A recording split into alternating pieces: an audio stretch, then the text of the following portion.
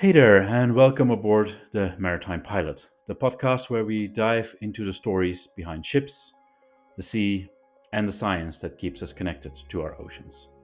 I'm your host, Bart Gonnissen. I'm a master mariner, maritime pilot, and yep, definitely a proud ship nerd.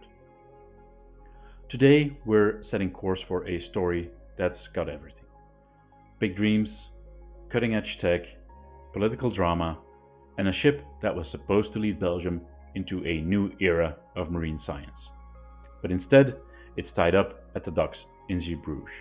Yep, we're talking about RV Belgica II.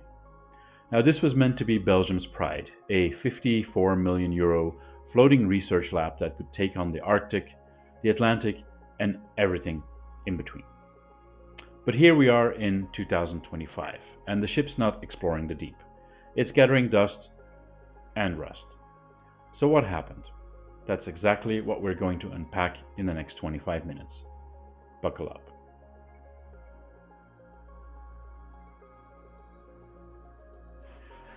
So alright, let's rewind a bit, back to 2005. That's when Belgium realized, hey, our old research vessel, the original RV Belgica, has done its time. Chip had been out there since 1984, serving faithfully, but by the early 2000s it was clear she couldn't keep up with modern science anymore. At the time, the world was waking up to climate change, biodiversity loss, sustainable fishing, all these big issues. Now, Belgium knew it had to stay in the game, so the government kicked off a feasibility study, and the Science Office, Belspo, Techmar International, and the University of Liège all got involved. OD Nature, the marine research branch of the Royal Belgian Institute of Natural Sciences, also had a big say in the thing. Now, the verdict, it was pretty clear. Belgium didn't just need an upgrade, it needed a brand new ship. Now, what did they dream up?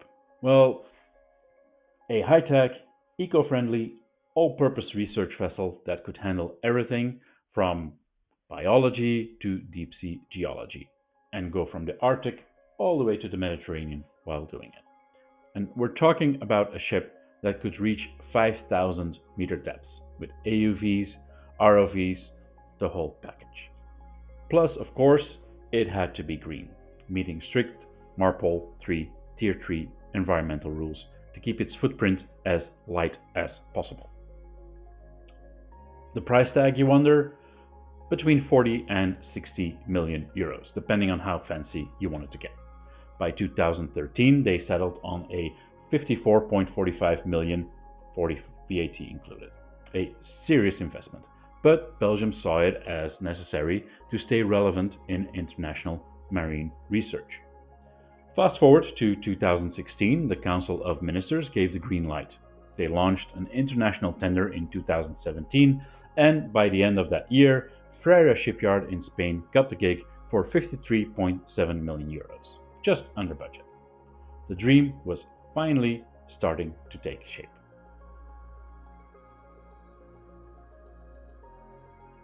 Alright, let's jump to 2019. That's when things finally started to feel real.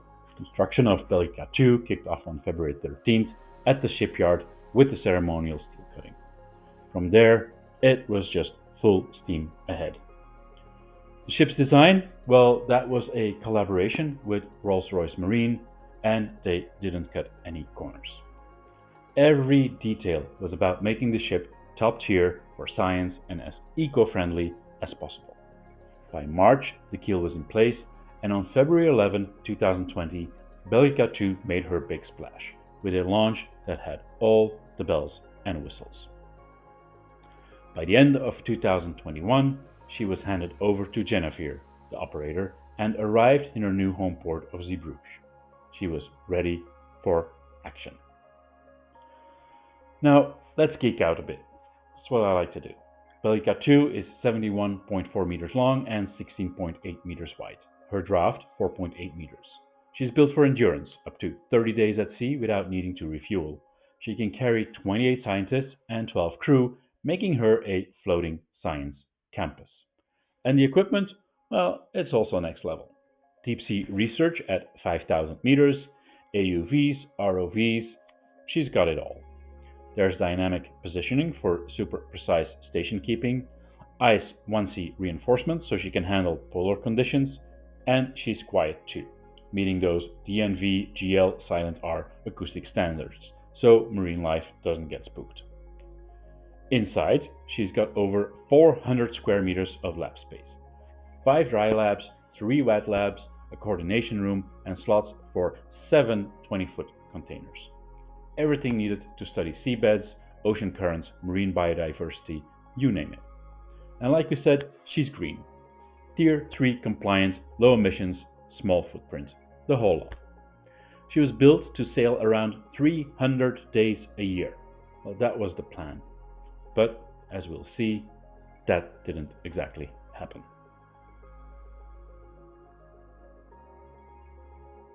Now, before we get into the rocky part of the story, let's talk about a high note, naming the ship. Back in 2019, the Belgian government opened it up to the public. Schools, universities, everyday citizens, everyone could vote. And in the end, the name Belgica won, so no quoting boat face. No surprise there. It honored the legacy of the original RV Belgica and the legendary 19th century Antarctic expedition led by Adrien de Gerlache. That ship was the first to overwinter in Antarctica, a huge deal. So yeah, keeping the name made sense. And then came the big day, June 25, 2022. Belgica II was officially baptized at the Riga Kai in Ghent. It was a classic maritime ceremony. North Sea Port hosted it, Princess Elizabeth was there as a godmother, and she did the honors with the champagne bottle. Plenty of big names showed up too, including Deputy Prime Minister Vincent van Quickenborne and Science Secretary Thomas Dermin. The Belgian flag was raised and the ship was formally added to the Navy's auxiliary fleet. Spirits were high, hopes were higher, but as we know, the real waves were just ahead.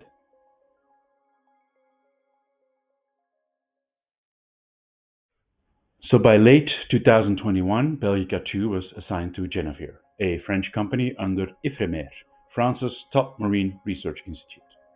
It was a bit of a first, a Belgian flagged ship run by a foreign operator. Belspo still owned her, and OD Nature handled the scientific programming. The crew, a mix of Belgian naval officers and Genevier staff. At first, things looked good. In 2022, Belgica II started doing what she was built to do, researching seabed integrity for offshore wind farms, studying the effects of underwater noise on marine mammals, environmental monitoring in the North Sea, real impactful work. Scientists were thrilled. The labs were excellent. The instruments were precise. The ship was finally out there doing science.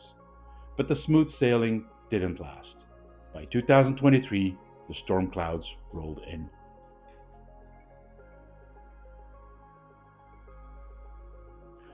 So what went wrong? Two big things: money and crew. Belgica II was built to operate 300 days a year. That takes cash, about 8 to 10 million euros a year for fuel, salaries, maintenance, all of it. But the actual budget, nowhere near that. In 2023, she only sailed 29 days. That's not a typo, 29. In 2024, it improved to 128, but still way under the target. Extra funds were added, $500,000 here, a couple million there, but it wasn't enough. Missions were cancelled, including a planned North Pole expedition. And while the ship sat idle, maintenance costs kept piling up. An expensive boat doing nothing. And then came the crew crisis. In December 2023, Genevier's Latvian crew filed a complaint.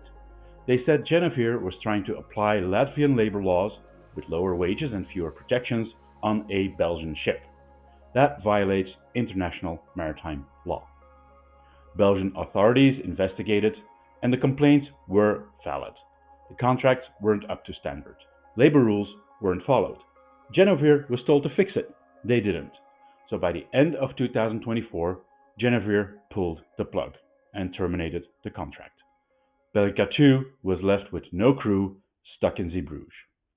And in 2025, most of the research program was scrapped. The ship is maintained just enough to stay afloat. Barely. Researchers are frustrated. Millions were spent and the data pipeline has dried up. And people are asking the hard questions now. Was outsourcing to a foreign operator a mistake? Should Belgium have kept things in-house? Hindsight is 2020, but it's clear the dream is off course.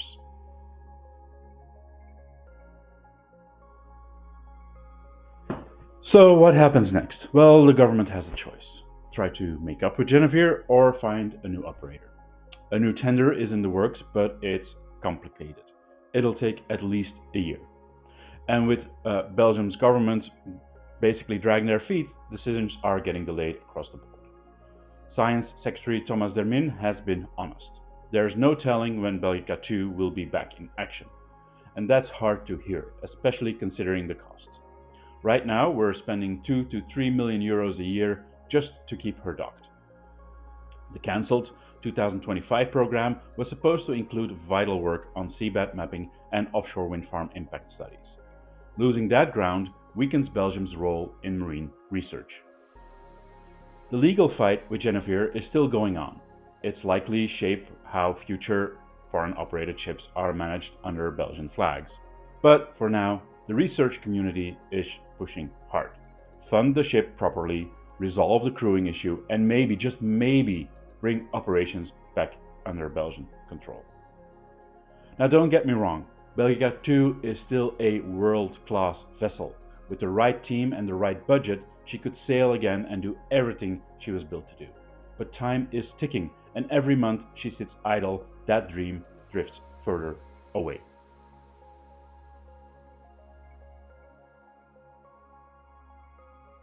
So there you have it, the story of Belgica II, from bold beginnings and high hopes to a frustrating standstill. A ship that was supposed to lead the charge in ocean science now waits for a second chance. Thanks for joining me on the Maritime Pilot. I'm Bart Gonnissen.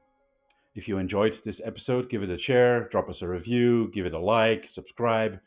Got a maritime story you want us to cover? Let us know. Until next time, fair winds and following seas.